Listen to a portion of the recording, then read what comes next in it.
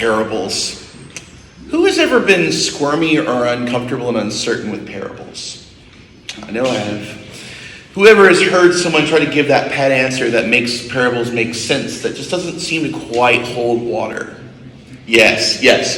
Well, one of the things I learned in seminary was the difference between mythic stories and parabolic stories.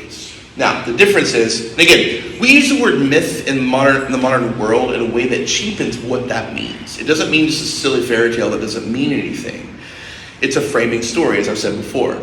But a mythic story is designed to give you a nice, neat, coherent storyline that gives us a sense of how we should be together. Something to aspire to, something to look to. And so, like with fairy tales, when you hear once upon a time, what do you expect? Fairy tale.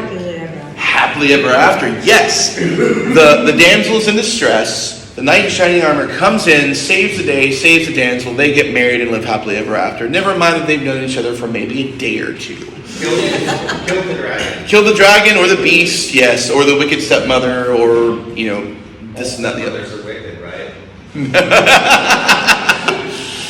No.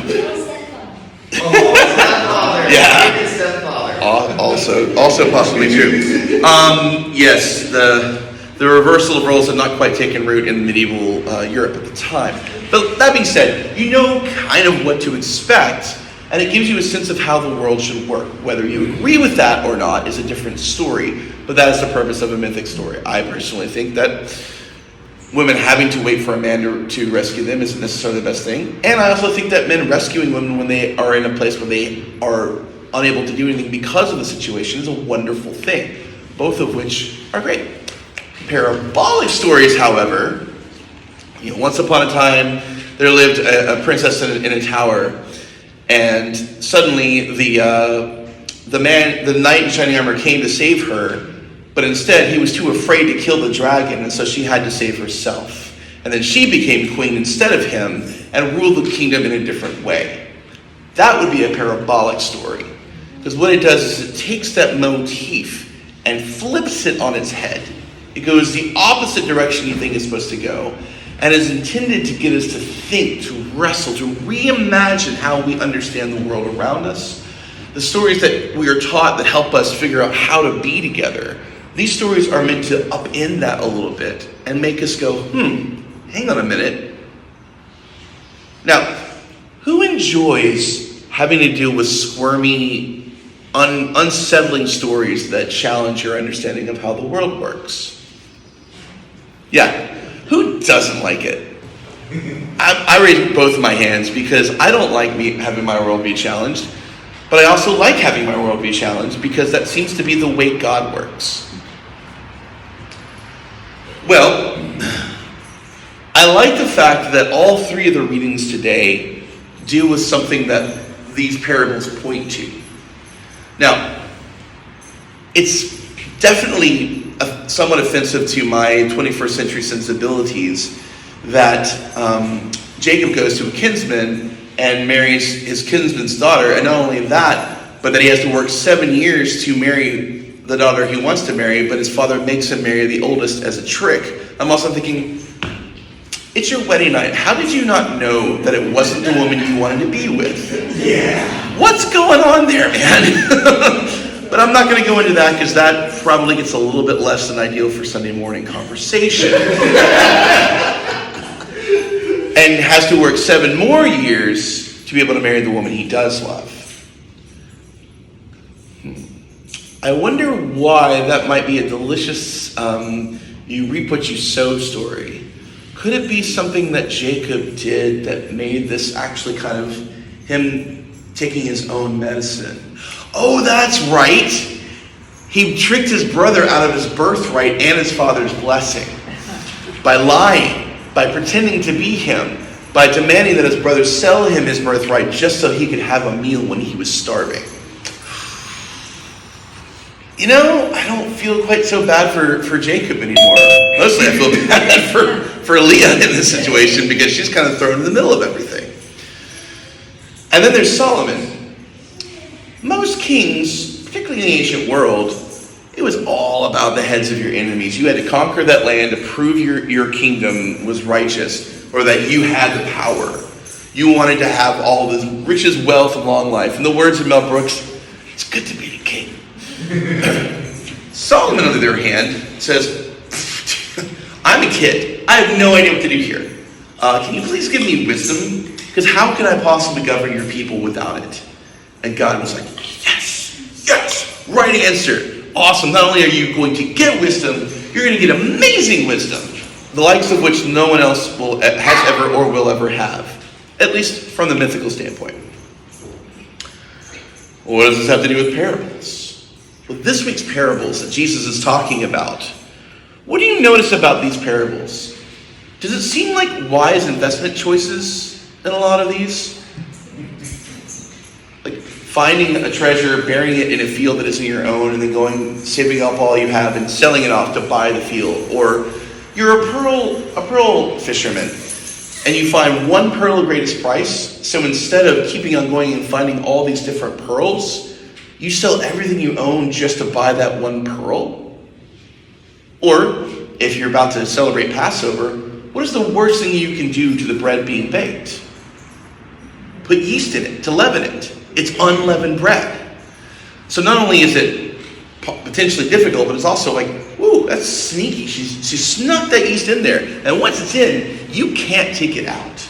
It's done. Or the mustard seed. Who here has ever seen a mustard seed? Yeah, most everyone has. They are tiny. In fact, if you actually get, fresh mustard that hasn't been ground, it's just a bunch of mustard seeds. I was like, what is this? The first time I had that. They're like, it's mustard. I'm like, that's mustard? Yeah. Oh, okay. But it grows into a huge plant. But no one expects that a tiny little seed would make a huge plant. You would think the bigger the seed, the bigger the plant, and vice versa. And life tells you differently from what you might think. But why might someone want that pearl of greatest price over everything else? Scarcity mentality. Okay. I know that I have this thing. That is the one thing that will work for me. What else? It's a great answer.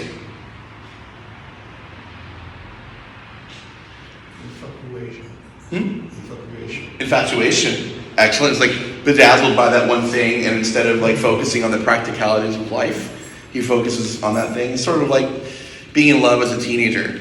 Like, oh my goodness, I do not miss that.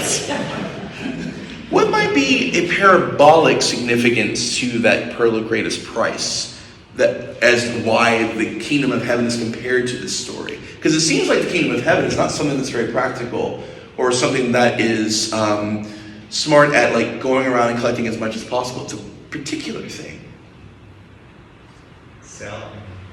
Good. Well, it just seems to me that the parables are saying to get to the kingdom of heaven, you have to give all you got to get there.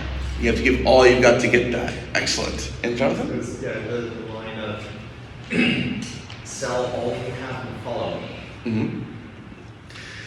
It's not about necessarily the way the world will teach us to value things.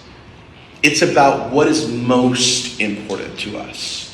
And sometimes doing what is necessary to follow God, to live into the beloved kingdom of God, requires, frankly, a little bit of infatuation, a recognition of how rare and how priceless that kind of love is. And also, sometimes you have to pay for them. Sometimes the world gives us back what we've given, but what we get out of the process ultimately is a better life than we would have had otherwise. And that wisdom is more important than power. So in all these stories, the parabolic wisdom is don't seek what you think everyone else tells you have to seek. Figure out what is of utmost importance to you. Because what is of utmost importance is what we are willing to sacrifice for. 14 years of hard labor. Again, there are problematic aspects of the story, but for the sake of the perspective is that like Jacob was willing to do what he had to do. Then Solomon, knowing that in order to actually be the king he should be, is to seek wisdom to actually rule wisely and justly rather than rule with an iron fist and have all the cool toys. And Jesus is saying that the kingdom of heaven requires us to think about what is our ultimate concern, which is a term that Paul Tillich uses to describe God. So the question is for us, what is our individual ultimate concern? What is the thing that is of the utmost importance in our lives that we are willing to invest everything towards? And if we had to focus on one thing that our lives were directed at, what is that ultimate concern? What is that pearl of greatest price? And is that pearl of greatest price of ours the one that leads us to fullness of life? Is it something that keeps us from that fullness of life? Is it something that's kind of in between? Do we think about what is of ultimate concern to us on a daily basis? Do you stop and go, what is everything in my life pointing towards? It's a hard question. It's a scary question, I'll be honest. It's one we have to face when we clergy are discerning our calling and going through the ordination process. And sometimes, even after we've been ordained for years, it's like, what am I doing again? What is my ultimate concern? How do I make sure that I'm doing what I need to do? So for today's lesson that the scriptures are giving us is we do well to ponder what is of utmost importance and cultivate our lives in such a way that that thing of ultimate importance is the end to which all else in our life is means. And all the other things we have, we are willing to go, you know what, that's not as important. I like it, it's important, but not as important, to get to that thing of ultimate concern. And if God is the ultimate concern, then God's love is the ultimate concern, because they are inseparable. And therefore, if the kingdom of heaven is seeking out the thing of ultimate concern, no matter what the cost or no matter what other people might think about that, it behooves us to rest in the fact that God is leading us to that fullness. God is leading us to that wisdom. God is leading us to that courage and tenacity and patience to build a world that is better than it is. To build a world that has more love than it has. To build a world that has more wisdom than it has. And again, to prioritize that over what the world tends to prioritize. That way, freedom for other people to live their lives. Support for other people to live their lives. Recognition of that transformational process in our lives is interwoven into our daily lives. Not just when we come to church on Sunday mornings, not just when maybe we go to work, but in everything we do. So what is your ultimate concern? What is the thing that is the most important aspect of your lives? And how are your lives supporting that ultimacy? That is the question that I think God is asking all of us, myself included, today.